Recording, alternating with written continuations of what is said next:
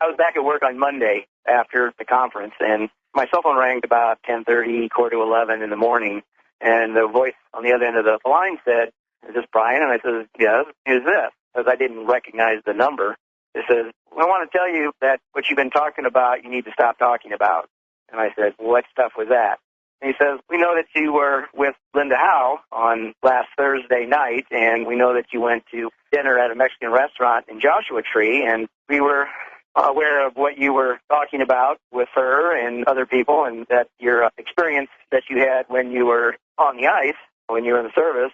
We don't want you talking about that. Specifically, we don't want you talking about the scientists that you picked up after being missing for a couple of weeks." And I said, "How would you know about that? I've only talked to certain people." And the voice in the phone said, "Well, we know pretty much everything." And then they said, "Just don't be putting that out there anymore.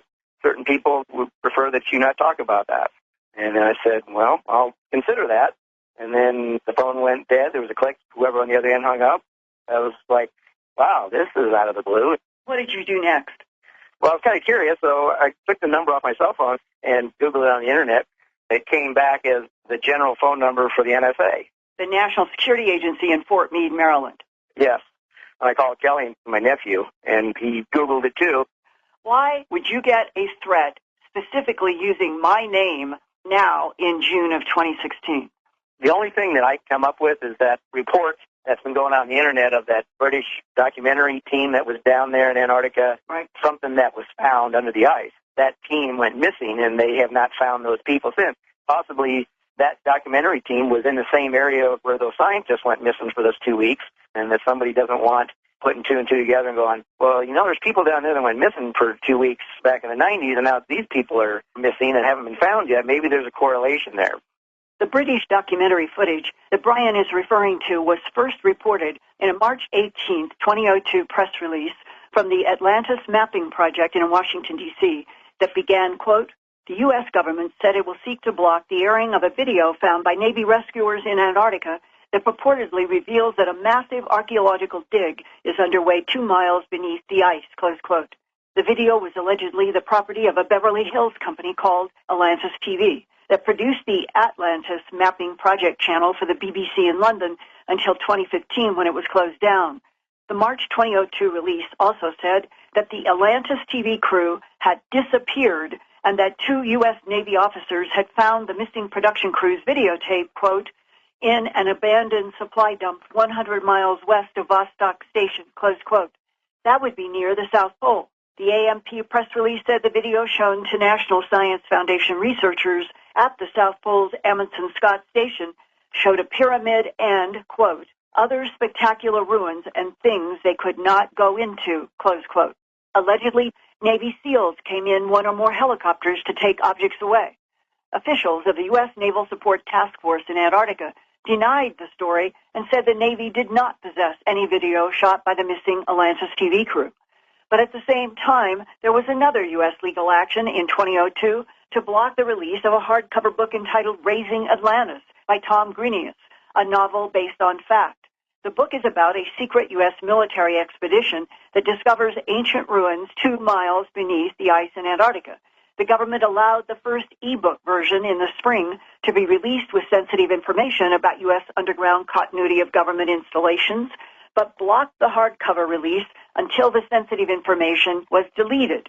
Could that big ice hole that Brian and his C-130 Navy crew saw near the South Pole in 1995 and the later incident in early 1996 of the missing National Science Foundation scientists be linked to the 2002 Atlantis Mapping Project news release about the missing documentary crew and videotape of pyramids and other structures beneath the ice? If the U.S. government is trying to cover up the discovery of pyramid and other structures 2 miles below the ice near the South Pole in Antarctica, the secret would be revolutionary, because the last time the entire Antarctica continent was free of ice is generally considered to be about 15 million years ago. So any advanced architecture on land beneath the ice would be that old as well. Brian, would you have ever suspected that we were being spied upon and listened to in both the restaurant and where we talked on the grass near the parking lot? I would never have thought that, but now My 20 years in the military, there are things that I saw that I really can't talk about that tells me and has shown to me that our government is capable of anything. Okay, so finding this out that they knew that you and I and other people were where we were that night, it does not surprise me. With the work that you do and as accurate as the information you find and as hard as you work to verify the truth of what you report on, I can imagine that you are watched quite a bit, you know? We're supposed to be American citizens protected by the Constitution and the Bill of Rights. We are not doing anything that is wrong. No, I don't think we are either. And you were never asked in your service for the United States Navy to sign a non-disclosure agreement about any of those efforts in Antarctica, correct? Yeah. At the time when I was in the service and those incidents happened, we were verbally told we couldn't say anything, to forget about it, but I never signed the non-disclosure of anything that I did while I was serving in the Navy. In Antarctica? In Antarctica, yes. Now let's play an excerpt from our original January 30th, 2015 interview. Here's this huge hole in the ice, almost like a cave entrance, but it was large enough that you could fly a C-130 into it, a hole that went down. We were told not to fly that area, but we continued our mission and picked up our medical emergency and turned around and had to come back to South Pole to refuel. And when we got close to that air sampling again, we were told, deviate this way so many miles and then turn back on course. Made our way back to McMurdo, and the entire crew was told to report to the skipper's office. We all got sat in this room, and this guy came in that nobody had seen before and said, okay, you guys saw this thing? You didn't see it. And he means the big, deep hole. Yes, big hole in the ice that was supposedly the air sampling station. We were told to not talk about it ever, and that area was considered off limits for research. In your email to me, you wrote, talk among the flight crews was that there is a UFO base at the South Pole, and some of the crew heard talk from some of the scientists working at the pole of EBAs, an acronym for extraterrestrial biological entities, working with the scientists at their air sampling camp, which is the large hole in the ice. Yeah. We're told not to talk among ourselves officially, but the guys, after a flight, you know, you have a few beers, and it's like, yeah, I heard these scientists talking about that there's some guys there at Pole that were working with these strange-looking men. They weren't saying, you know, alien or extraterrestrial, whatever, and that the air sampling station was actually a joint base with the scientists and the ETs. In your email to me, you said, quote, none of the scientists would talk to any of the crew on the plane, and they looked scared. That was a mission. It was probably a 2.5-hour flight from McMurdo, in the middle of nowhere. We put this crew out there McMurdo had lost communication with. You're supposed to check in every so often by radio to tell McMurdo that everything's okay. So after they hadn't been heard of, we got sent back out there. Nobody around. All the equipment was still there, but the entire camp was gone. We called McMurdo on their radio to make sure that the radio was working, and we could hear McMurdo fine. A week later, supposedly these scientists had gotten back to camp and wanted to be picked up. And we went back in there after we got airborne. I went back looking around, and these people's faces, they looked scared is what they looked. And I asked my loadmaster, where have these guys been? And he said, I don't know, I can't get any words out of them. Blank stares, and he offered them food and stuff, and they're like, nobody would take anything. And so we get back to McMurdo and unload their gear. It was put in isolation. Kind of weird. Why is that stuff being isolated? With everybody talking in the camp, all the civilians. Yeah, those guys went back to Christchurch, and they had a special flight for these guys. And nobody said anything. Am I understanding correctly that each of the science groups that you guys flew in and out of the Antarctic base, they knew they were going to work with extraterrestrial biological entities down in that big hole? What somebody had overheard was that there was an installation joint venture at Pole, not necessarily at the South Pole Station, but in the vicinity of South Pole. They were conducting some kind of project. Between extraterrestrials and the human scientists. Correct. It's like, man, what did these guys see? Why were they gone for 2 weeks that nobody knew where they were? It makes you wonder, is like, okay, so what is our government and other governments doing that we don't know about that's going on down there with visitors from somewhere else, and what possibly is still going on down there? Brian, what can anyone do to an agency that calls up from anonymous voices who do not even identify themselves by name or agency they are calling from, and then try deliberately to intimidate? I don't know what we can do. If the government says it's not going to happen or shut up, that's what happens. I think people just have to come forward and tell what they know. It's like one person stands up in a crowd and says, no, I'm not going to do it. And you know what? Somewhere in that crowd, there are other people that feel the exact same way. And if one more person stands up and one more person stands up, pretty soon you've got a crowd, and we need to get back into that kind of mindset and make the government serve us and not us serve the government. Brian, would you please read the email that you sent to me? Okay. Linda, I was listening to your reporting, Bill Tompkins, and his knowledge about the alien races and the agendas they are attempting to carry out. I started to realize the things that my father had told me in his ending years of life that now made total sense to me. His account of the times during World War II flying bombing missions over Germany, the balls of light, which he called Foo Fighters, his two missions that he thought he and his crew were not going to make it back from Germany because his plane had been shut up so badly, flying only on two engines. And when he thought that everything was lost, he told me that he turned to his co-pilot, and there sitting between them was the image of Christ. He told me that Christ put his hand over his hand on the throttles of his B-17 and pushed him up to full power. This next thing my dad then said is what he was engulfed in a white light so bright he could not see anything in the cockpit of his bomber. And then the next instant, his plane was over the English Channel, and he had lost several hours of time. As my dad was telling me about this mission, he was upset and crying. I had never seen my dad ever cry before in my life. Until the day my dad died, he would not say any more about that mission. He would tell me about his other missions flying over Germany as many times as I wanted to hear them. That one, only once did he talk about. That mission, I believe, was one of the Foo Fighter encounters he had, and his crew may have been abducted and then returned to the aircraft just before the plane reached England. Our family lineage is Nordic and Norwegian and goes back to the Viking clans. My dad's side of the family are all blue-eyed blondes, and my mom's side is German descent. What your guest, Bill Tompkins, was telling me about Nordic reptilian connection and some of the Nordic-type alien species has me wondering if my family is involved with that somehow. My dad also talked about his dreams of what he called reptile men during his time flying missions over Germany. He would laugh that off and say that he probably read too many comic books as a kid, but I think it scared him, and he had encounters also with the reptilians during one or more of his flights over Germany. I think all this means something, and hearing Bill Tompkins has triggered a better understanding of things that have happened.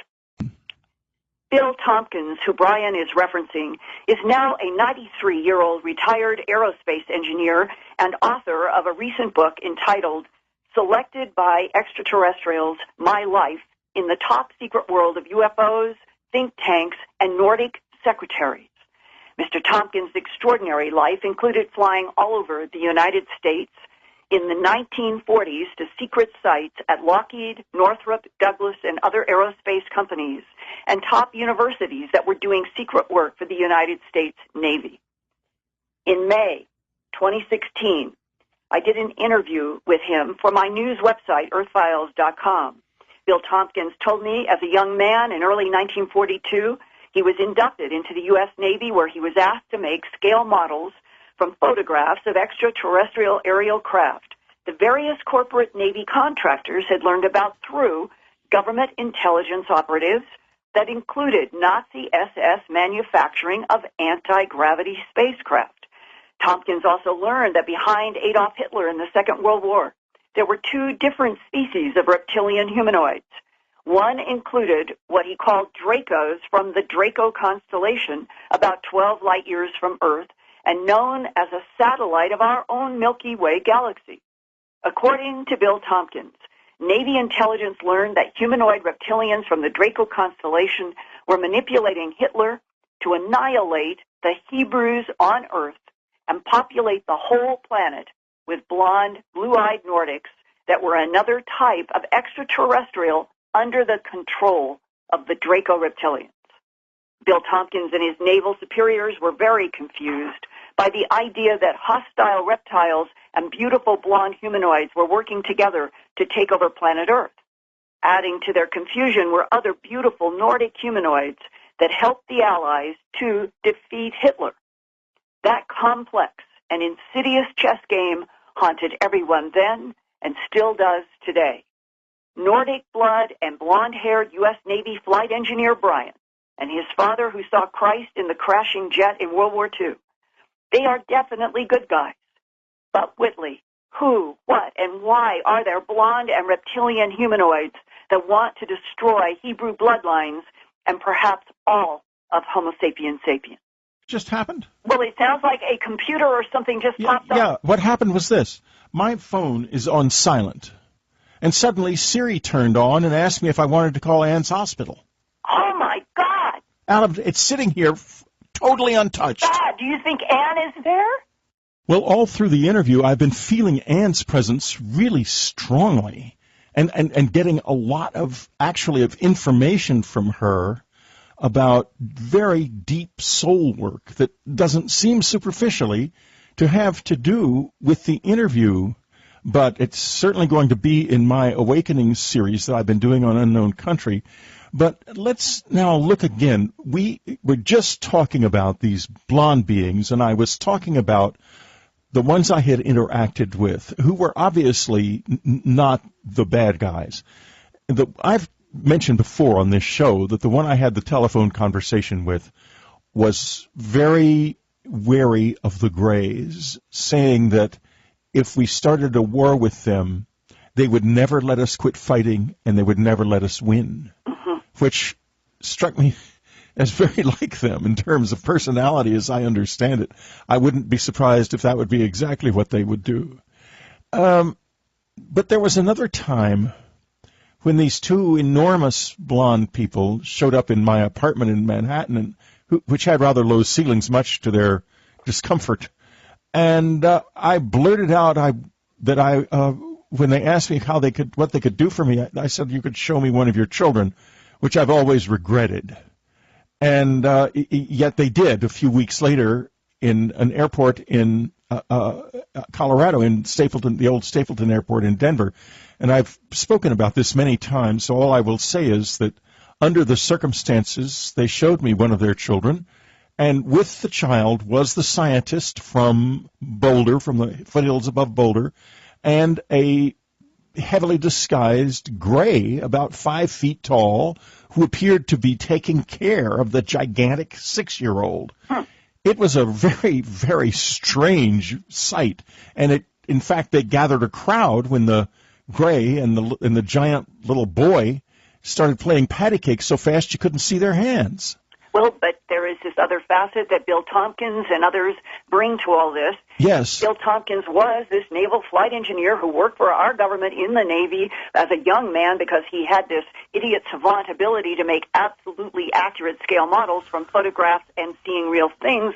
And so our government put him to work in a Navy program to look at photographs of different craft and make these scale models. And in the process, he learns about Dracos and blondes, and one of the most, I think, eerie and has haunted me statements that he made was his learning that our government understood that the reptilians could create Nordic-looking, beautiful containers in order to inhabit as they infiltrated our population on our Earth and other planets, that the Draco reptilians want territory, they want to control territory, and they will do it in any way that involves camouflage, holograms, projecting into cloned or hybridized bodies that they make. On the other side, he said they began to understand that there were also blonde Nordics that are human allies.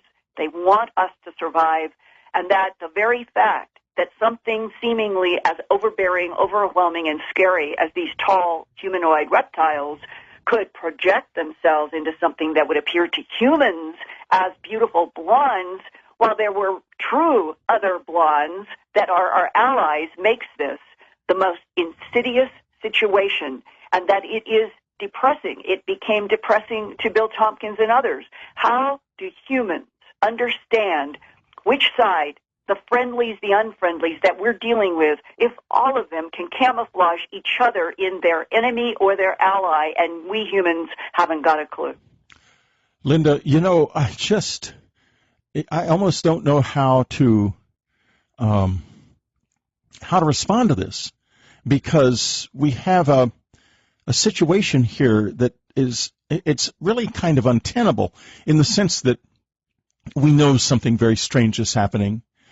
People like Brian coming forward, I mean, let's face it, he saw something, wouldn't be out doing this. Yeah. But what really happened? Is it like this out there, or is something else true? And is it even from out there? I mean, we just don't even know that. Well, Bill Tompkins also adds this huge, I think, insight that in World War II, Adolf Hitler had this obsession about Argentina and Antarctica. Yes. Well, and that Bill Tompkins says on the record, my gosh, he's working with Bob Wood, who worked for McDonnell Douglas, and Bob Wood has been helping Bill Tompkins edit his memoirs into autobiographies.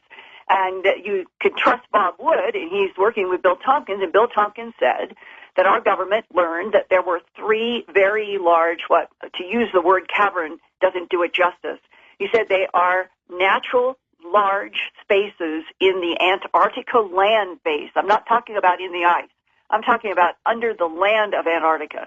And that non-humans have been using and inhabiting these large caverns in the Antarctic continent for millions of years. They are the alien presence that when you go back to JFK and all of the whistleblowers that have come forward, like Caddy, who was the attorney who got the Watergate burglars out, and he did a long interview with Daniel List, the dark journalist, and he and I worked together and shared that Gaddy was saying that E. Howard Hunt, before he died, had told Gaddy that the reason JFK was assassinated by the CIA was because he had become a national security threat, because he was insisting on all the information about the, quote, alien presence, close quote, on Earth.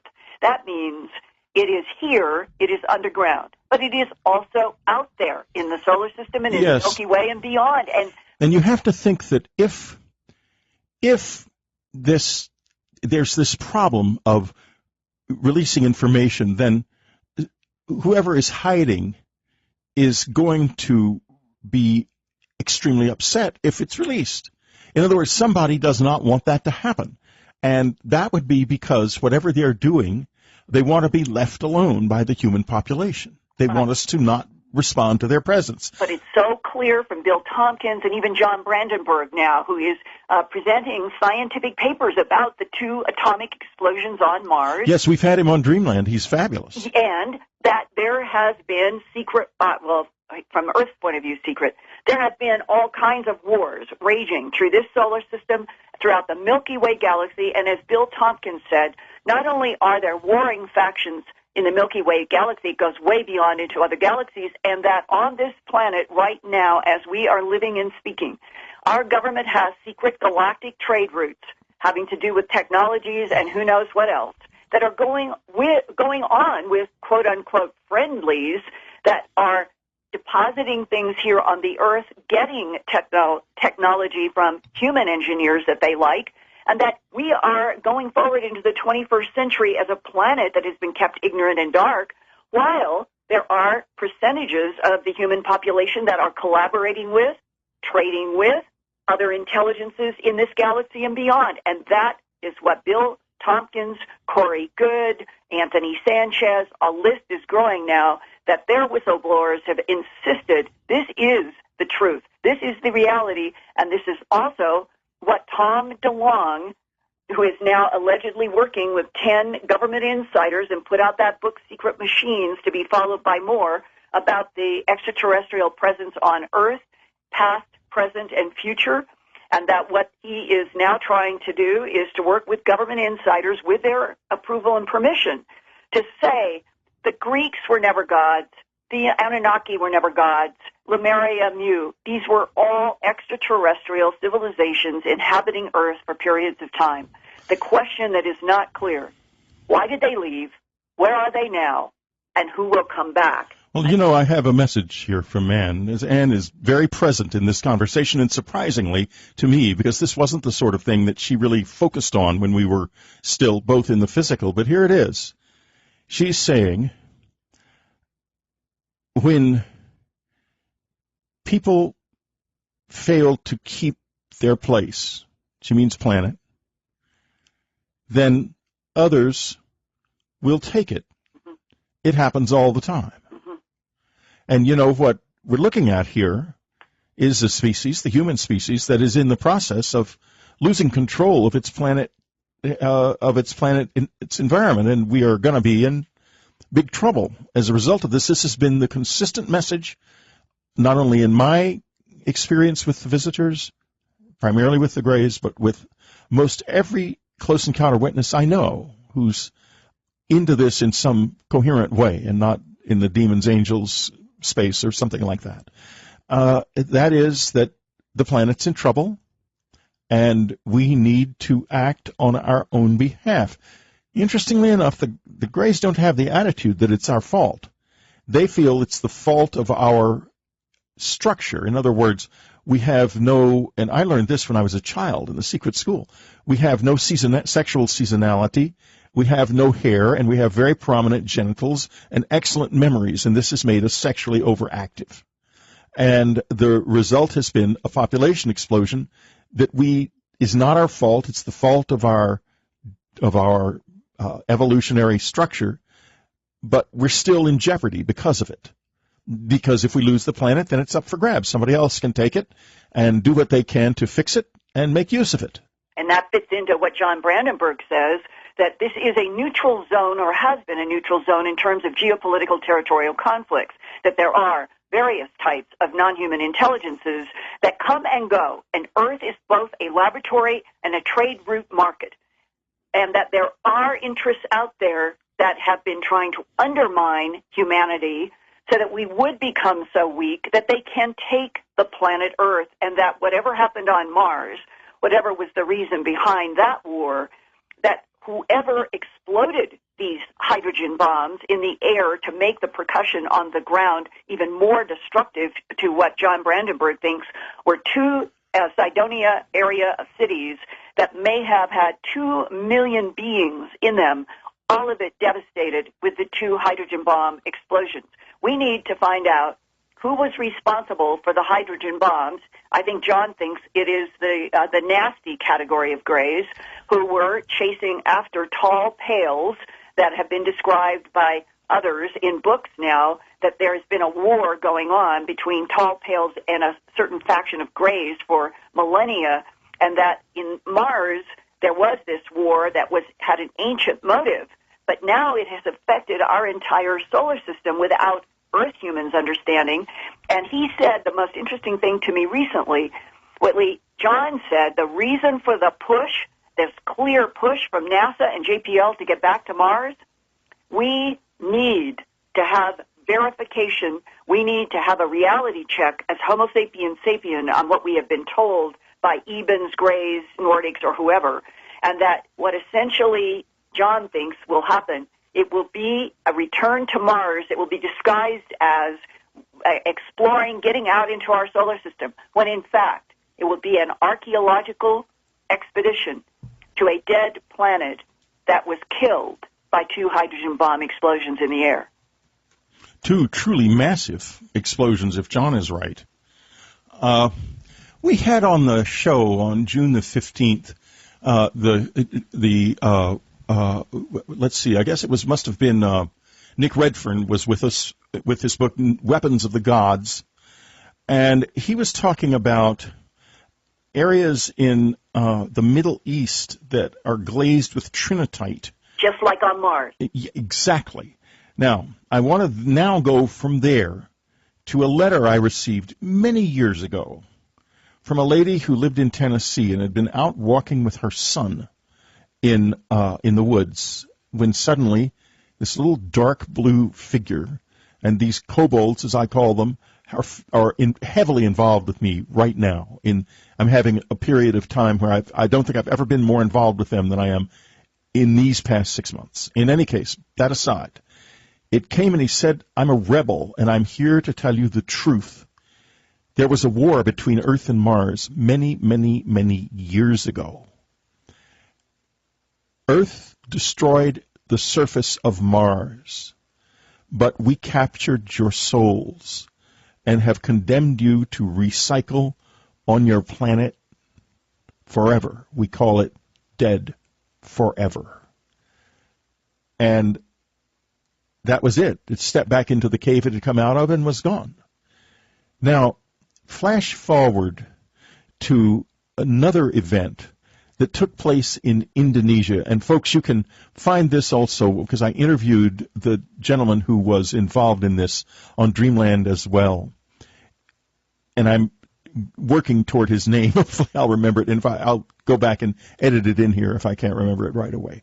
In any case, he was going to a village in Indonesia and had been told he was an NGO, a non-governmental organization operative, setting up low-power, localized radio stations so very isolated tribes could communicate among themselves. And he was going to this very isolated area. And in the context of this experience, he found out about a number of people who, Alan Lammers was his name, Lamers. Go to unknowncountry.com, go to Dreamland, go to the search engine, the extended search engine, click on Dreamland and put in Lamers and you'll find the interview if you're a subscriber. In any case, a group of 5 people had disappeared and only one of them came back. Ever. The other 4 were never been found. And he described walking through an area that ceased to be the jungle and became a kind of forested upland with antlered animals in it, which, of course, they don't have in Indonesia. And they were followed, he said, by this dark blue figure who said that he was a rebel, and this one man, was being sent back as a warning to the world. Now, I put all of that out without really putting it together, but it's linked. It's linked. There is somebody here trying in a kind of off-kilter way to somehow warn us about something.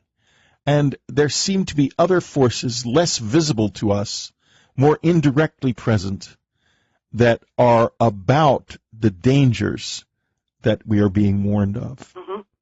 I wonder if that makes any sense to anybody. I hope it does. It does, because I have reported before about the Army sergeant in Colorado that I call CJ, who on July 29th, leaving Hunter Army Airfield to go to Fort Carson in Colorado, and he, his wife, 2 kids, and animals and all were headed to go through Atlanta, and something took over, diverted. The GPS did not make any alarm, and they end up having an 850-foot diameter disc with symbols on it come down in front of their truck. And he works in the Army in a role where his job is to see anything on the ground, in the air, and be able to analyze, estimate sizes, distances, and what they are. That's what he does for a living. And he knew that he was looking at something that was approximately 820 to 25 feet in diameter in front of the road. And then how it all unfolds, I have all of this at earthfiles.com, one of the most extraordinary missing time and evolving stories involving a military person that I've ever investigated. And when he comes, finally, when the whole family realizes they're on the wrong road, they're going the wrong direction, they had no clue from the GPS, he is completely astonished and confused. They get back in the road that will take them to Atlanta. They finally get to a motel and check in, exhausted. But he finds himself opening his eyes, standing, leaning against the door jamb of the bathroom in the motel. In his one hand, he has a ballpoint pen. In the other hand, he has an 8.5 by 11 receipt from the motel when they checked in. And he is looking at the back of his receipt, and there is a string of squares and ones. And I have been working with Horace Drew, the geneticist in Sydney, in translating what appears to be binary code, even in layers. It's very complex. All of it, everything that has been transpiring and continuing to come periodically into his mind in sleep ever since a year ago, has to do with these same words that appeared in Peniston, that has appeared in crop formations, and has appeared in other binary-related translations. Humanity must advance in order to survive. Life is not guaranteed here, that we have allies, but there are enemies out there that want us gone. This is what this Army sergeant has been receiving for a year. Well, I often think either we're an incident in some vast, I don't even know if you can call it a conflict, in some vast disturbance that is sweeping around us, or we are the focus of a battle, literally, between dark and light, or both. Right. And I have to say that I think it's very holographic. I think that what is happening to us reflects a fundamental condition of the universe. That is to say, this conflict that we see as a conflict is also the endless friction between dark and light. Ann and I and Shirley MacLaine used to go to a restaurant up on the Pacific Coast Highway called Jeffrey's. It's a lovely place, and you can sit outside and have a lovely dinner overlooking the Pacific. It's just beautiful. And the sun sets and it gets dark, and we would sit out there and talk together for hours. And Shirley felt strongly that there was a great darkness that hated the light and had been at peace within itself before the light that is our universe appeared, and wanted it gone. And Annie was always the one on the side of the light, and listening to them, not that Shirley wasn't either, but they were talking about it. In other words, Annie talked about what the light wanted, and Shirley what the dark wanted. I'm not saying that Shirley was on the dark side and Anne was on the light side at all, but their discussions were so large scale that when I go back in my mind to them and I listen to us talking, it is really like we are talking about the same thing, but on a much smaller scale. Right.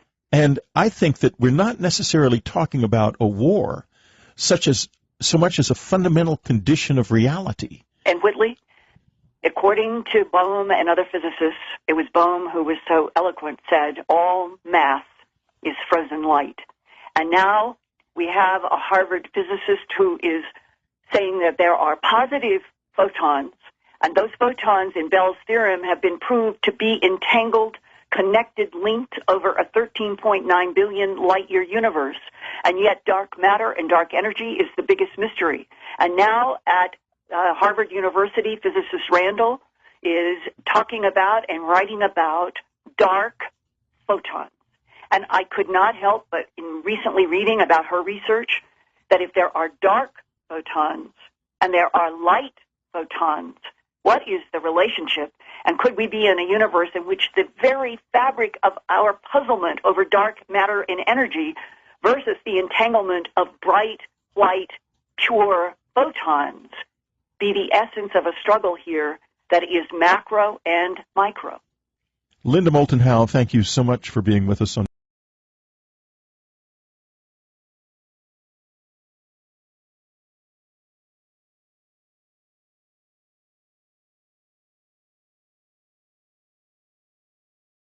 I was back at work on Monday after the conference, and my cell phone rang about 10:30, quarter to 11 in the morning, and the voice on the other end of the line said, "Is this Brian?" And I said, "Yes, who's this?" Because I didn't recognize the number.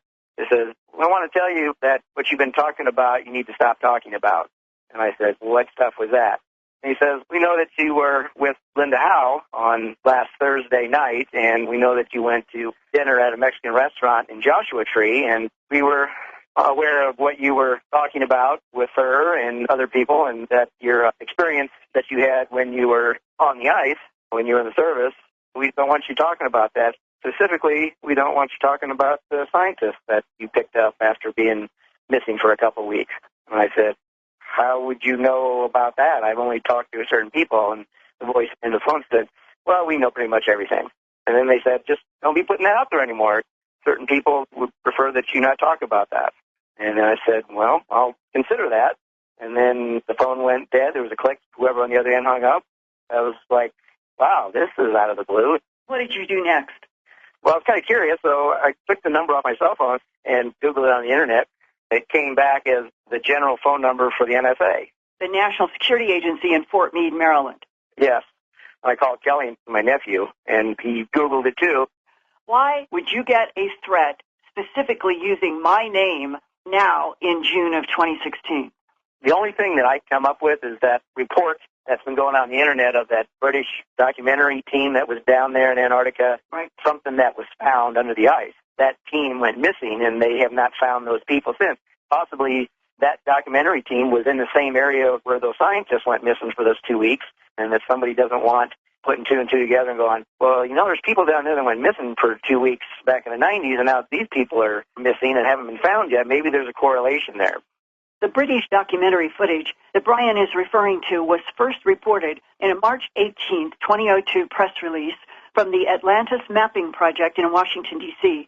that began, quote, the U.S. government said it will seek to block the airing of a video found by Navy rescuers in Antarctica that purportedly reveals that a massive archaeological dig is underway 2 miles beneath the ice, close quote.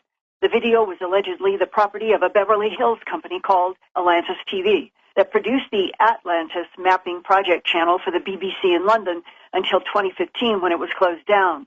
The March 2002 release also said that the Atlantis TV crew had disappeared and that 2 U.S. Navy officers had found the missing production crew's videotape, quote, in an abandoned supply dump 100 miles west of Vostok Station, close quote.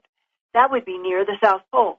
The AMP press release said the video shown to National Science Foundation researchers at the South Pole's Amundsen Scott Station showed a pyramid and, quote, other spectacular ruins and things they could not go into, close quote.